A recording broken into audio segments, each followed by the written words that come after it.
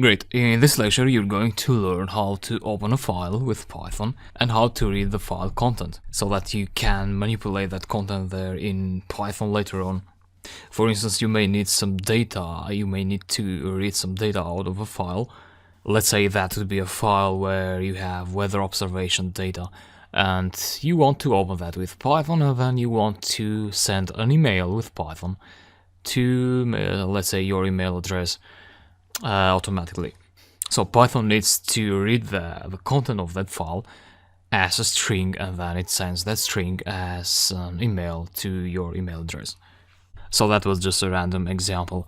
If you're an experienced programmer, you may find it easy to wrap your mind around how to use file handling techniques, so about real-world scenarios.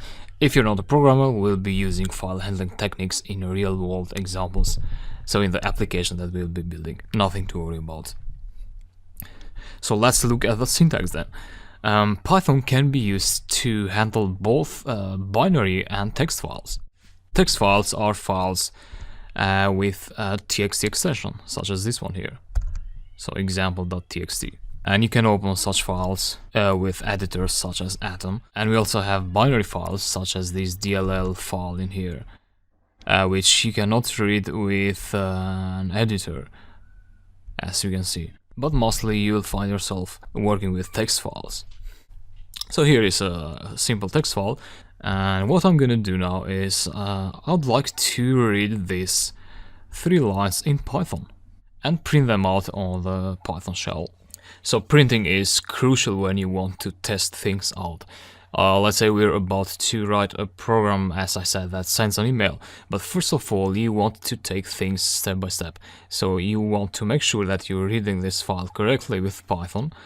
And to make sure that you're reading that correctly, you want to print them out. You want to print the output in the shell. Once you see that the printing is working correctly, then you go to the next step, and instead of printing out that string, you take that string and pass it to your function that produces, that sends email. So it's good to do things one at a time. And now I can either go ahead and create a Python file while I write the code to read this file, or I can use the interactive shell.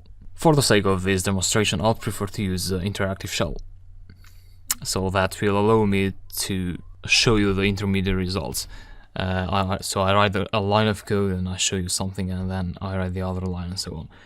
So yeah, let's go ahead. And one thing, Terminal Plus, which is the Atom plugin that allows me to access the command line from within Atom, is having a bug, and I cannot install it at the moment, which is not a problem at all, because I can use the Windows command line. So shift right click and open command window here, and that will open the command line in the current directory, which is this one here, so Dropbox pp files. Here is where I have the example.txt file that I'll be working on. And yeah, Terminal Plus is good because you have everything in one window, and it's especially good for me to make this video so that I have things organized. But using the terminal of your computer is essentially the same thing.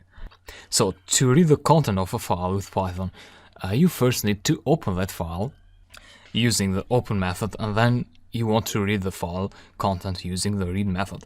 So first of all, you want to create a variable, let's say file, and then you use the open method, which is a built-in method, and then you point to the file that you want to open. And there is one more argument there you need to pass to the open method. So the first argument is the file input, and then you need to pass the mode that you want to open that file. And R means read. So the most important modes are R and W. R is read and W is write. So let's focus on R now. If you execute that, you'll get an error. Why? Because I haven't opened Python yet. And yeah, sorry about that. Let me write that again. So I was writing code in the command line. And R. Execute, that was successful. As long as you don't get an error, that is successful. So what is file? If you check what file is, you'll see that it's a text IO wrapper, or you can call it a file object. So what we did is we imported that file in Python by creating a special object in Python. And remember, I told you that Python opens files as other programs do. So if you try now to delete example.txt, you'll get a message that the action can be completed because the file is open in Python. So once you have opened that file, you may want to read it, and to read the content of the file, and it's wise to save the content in a variable. So I'm calling this variable content, then I'll point to the file object, which is saved in the file variable, and then to the read method. Just like that, and execute. Nothing happens, so that was successful. And now if you print content, you'll get the text of the file, which is actually a plain Python string. Sometimes though, you may want to save the lines in a list. So instead of using read, you want to use read lines. And if you print content now, you'll get an empty list, which I'm sure it's not what you were expecting. Probably what you were expecting was a list with 3 items, so line 1 and line 2 and line 3. The reason we didn't get that is that, when you apply the read method, before applying the read method, there's a concept called the pointer. So before applying here the read method, the pointer is before the first character of the text file, so just here. And when you apply the read method, what Python does is it reads everything that is from that pointer and down. And so when the read method finishes, so after the read method, the pointer has gone at this point. So the pointer is here, a read method takes it here, and at that point, when you apply another read method or even read lines, as we did here, Python is trying to read everything that is from this pointer and down. And there's nothing under this point, so that's why we got this empty list. The solution to that is to apply a seek method there with an argument of 0. So what that will do, it will place a pointer back at the 0 position of the text file. So if you execute that, you get a message from Python which you don't need. Then if you apply again read lines and then print content, this time you'll get a list of 3 elements. So line 1, line 2, line 3. That's what the seek method does. And I know at this point it's hard to imagine why do you use the seek method. But in one of our applications where we're blocking destructing websites in our browser so that we cannot access those websites, which is good for productivity. In that application we'll be using the seek method. There you'll understand how that comes into play. So it's actually very useful in certain scenarios. It really gives you lots of control over the files. And yeah, back to this list, you see these \n characters there. So one here, and another here, and yet a third one here.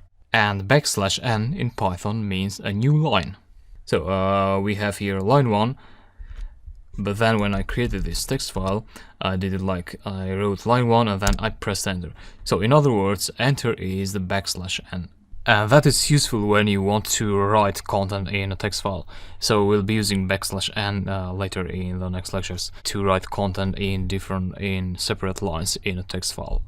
And to get rid of those characters, to end up with a clean list with line 1, line 2, line 3, there may be different workarounds there, but what I'm thinking of is list comprehension. So all our existing list is content, and you can either create a new list, let's say content1, a new variable to store the new list, the clean list, or you can update your existing variables by passing content there, and that would be equal to a new list. So now we want to create this new list on the fly using a list comprehension. So that would be rstrip, which is a method that removes some characters from a string. And in this case, we would want to remove \n. So I there is a temporary variable of the list comprehension expression, and you want to say for I in content. So we are applying the rstrip method to the I variable, where I is the item of the content list. So what this will do, it will go through the first string and it will strip out the \n from that first string, and then it will store it as first item of the new list, and then it will go to the second line and it will do the same until the list is consumed. So execute that and content, and now we have a clean list. And yeah, that's what you should know about opening and reading text out of text files with Python. But that's one last crucial thing you should know. We still have this file open in Python. In this particular case, we're opening that file in read mode, but if you're writing something in that file and then you close your terminal without closing the file, those changes would not be saved in the file. So you should always apply the close method to your file object, just like that. And now you can go ahead and delete the file if you like. So that was successful. Again, your variables are still there. So once you read the content of the file and you store that in a variable, then you can reuse your variables as many times as you want. And yeah, that's about opening and reading files with Python. In the next lecture, we'll go ahead and write content in the file. So I'll see you there.